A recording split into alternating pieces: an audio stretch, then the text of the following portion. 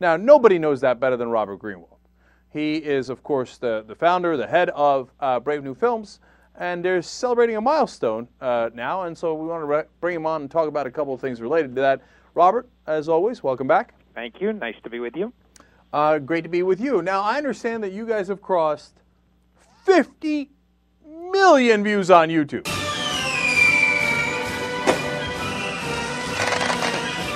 Is that correct? Yeah. Yes, we've had 50 million views of the various short Brave New Films pieces. That doesn't include the full-length screenings of the films. And as you well know, working in this media world, without money for prints or advertising, it's always a challenge. And in our particular model, where we don't even have a regular show, it's a particular challenge. And it's just, to me, an extraordinary compliment, frankly, to the progressive activists who get the videos and make sure they send them on to their friends, their colleagues, their enemies, the people they're fighting with, any of those things.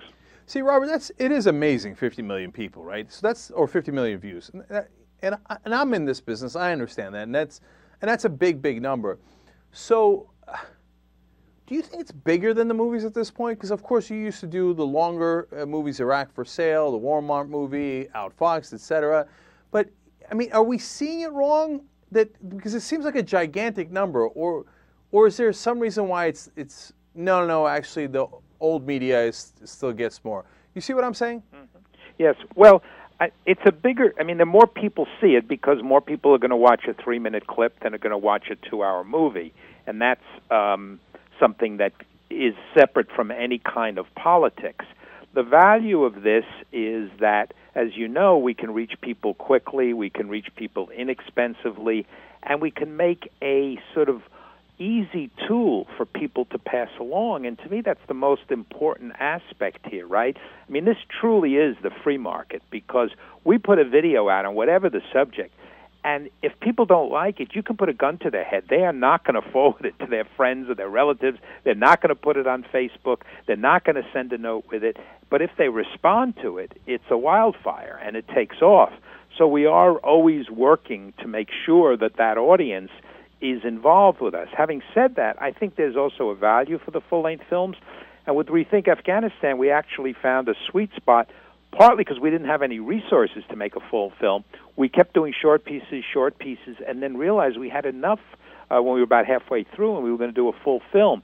So we did exactly what they tell you not to do. We gave it away for free. We spread it around. We had tens of thousands of people viewing it. And then when it came time to have the full Rethink Afghanistan, we had all these committed folks who made sure that they got DVDs and sent them and viewed them and had screenings. So it was an excellent accident and made us look very wise in the process. Well, I'll tell you what made you look even wiser in regards to Rethink Afghanistan is that it seemed to have a political impact. And that's what you guys are great at, right? So, like, for example, we do a broader show, some news, some entertainment, et cetera, and there's content every day. So that's a little bit of a different animal. But you guys drive people to strictly political videos, which is amazing. But then you also drive the conversation, which I think is more important. How do you manage to pull that off? What's the trick there?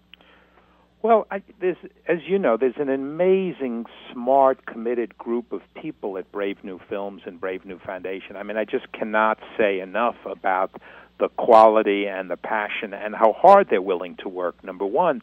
But I think Afghanistan, I'm incredibly proud of it. As we talked about it when we first did the campaign, we took a lot of grief. We lost funders.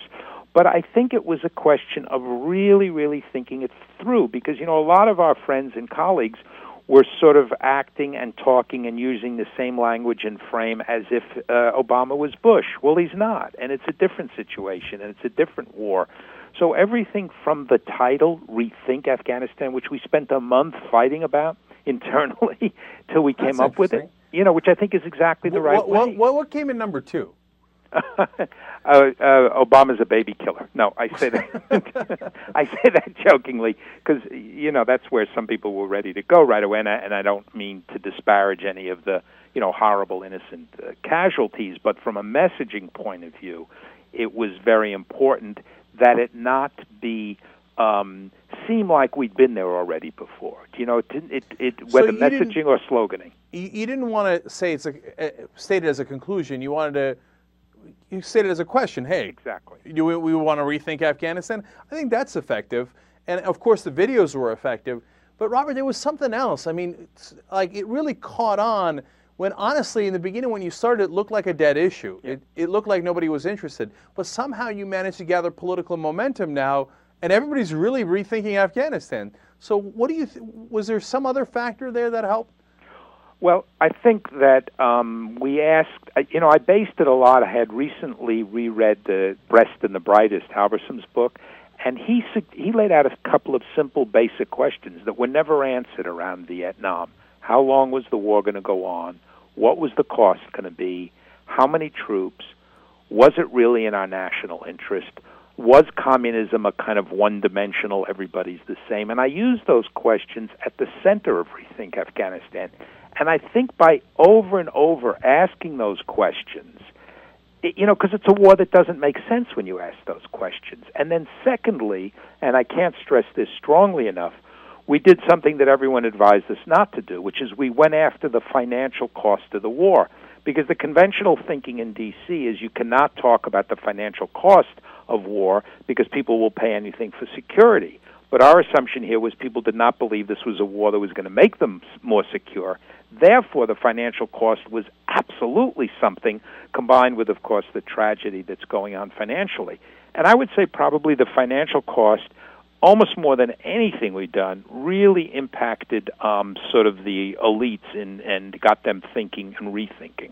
We're talking to Robert Greenwald from Brave New Films. One more thing on Afghanistan. Do you think that some Republicans will start to switch on that? And well, already we've started to see some, but will there be real momentum there? And then will there be, for the first time, actual bipartisanship, but in this case against the Democratic president?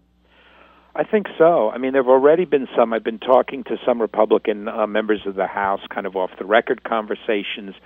The pure libertarians, the true Republicans, where there's a strong, some of them, there's been historically a strong blend of isolationism, of don't go in and tell other countries what to do. More and more of those will be coming along. And then there are the fiscal conservatives, because it's no possible way to continue to pay $1 million for each troop for 1 year. It just can't be done, and they're realizing that. Plus, it's incredibly unpopular. Right. Now, I could talk about that all day, but let me go back to your success online. We're talking to you partly because you guys reached this 50 million views, which is amazing. Is YouTube underrated? Are people not getting the scope of YouTube and how it's now basically international television? Well, I think they are for sure, and they're not realizing, as you did and others have done a while back, that it's a free distribution mechanism. That's an extraordinary breakthrough. Somebody like myself who comes from commercial film and television, where you had to spend years begging gatekeepers to give you distribution, suddenly here was a free distribution platform. Now, for us, it's only one platform. We put huge resources and efforts into Facebook, where we have a Rethink Afghanistan page that's coming on 50,000 people. We have a Quentame page with 40,000 people. We just started an economic page called Boiling Point. And, of course, we're also using Twitter. So all of them together become important elements. What's better? Well, what's worked more for you, YouTube or Facebook? I know it's not that simple, but just generally speaking. Well, I don't mean to duck the question, but they really are different. I mean, the engagement on Facebook for us is very important because, again, think about it, common sense. What gets your attention more? A television commercial where you mute it or you fast forward, or a video that's forwarded to you, a friend on Facebook. So for what we do, the campaigns and trying to get people thinking about Afghanistan or immigration or the fair elections, Facebook is very, very important because it's using social networking with a goal in mind. YouTube is a better pure distribution system because you get more eyeballs. But I think pure eyeballs have become less and less important because it's more about political engagement and political efficiency, which is what we're focused on.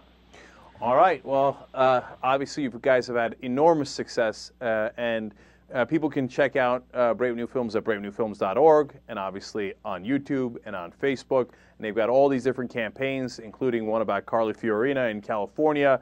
Amazing work. Robert Greenwald, thank you so much for joining us. Really appreciate it. My pleasure. All right.